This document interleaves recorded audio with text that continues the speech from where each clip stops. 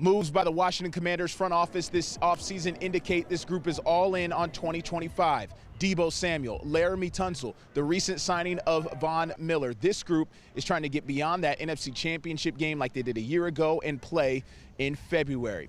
Welcome back to the Sports Wrap, everyone. I'm Craig Loper here in Ashburn, Virginia from day one of Commanders training camp. I just mentioned all that, but one critical piece of the puzzle missing Wednesday from day one. Terry McLaurin, star wide receiver for this group, not here in the middle of a holdout amid contract extension negotiations. He's not here. Dan Quinn at the podium, one of the first things he was asked on Wednesday morning.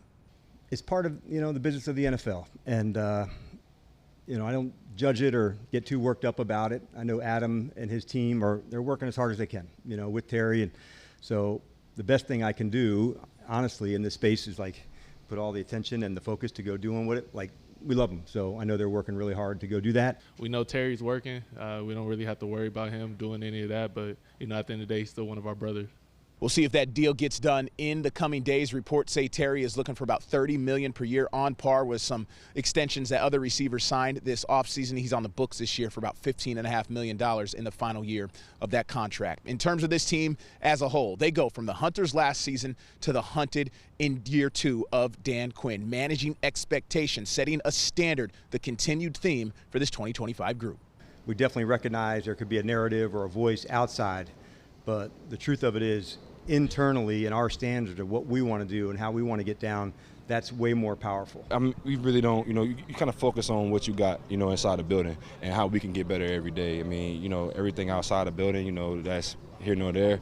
Just keep focusing on what we got to get better at and, how we can be better teammates and how we can be better players inside the building. We haven't had this feeling in a long time. It seemed like every year for a long period of time you were hoping things went right, things kind of fell in your favor. Well, the team last year did some great things last year, so that gave the guys that have come back and even guys that we added to the mix a feeling and an understanding that we can. It's not a hope kind of thing. I mentioned this group being all in for 2025. Perhaps another indicator that is the average age of this Washington Commanders roster, 27.5 years old. That is the oldest in all of the NFL. And if you look at that throughout the history of the NFL, older teams are typically the ones competing for those Super Bowl championships. Day two coming up tomorrow from Ashburn. James Casado and myself will be here for all of it. Look for those reports on Thursday. Reporting in Ashburn, I'm Craig Loper for the Sports Wrap.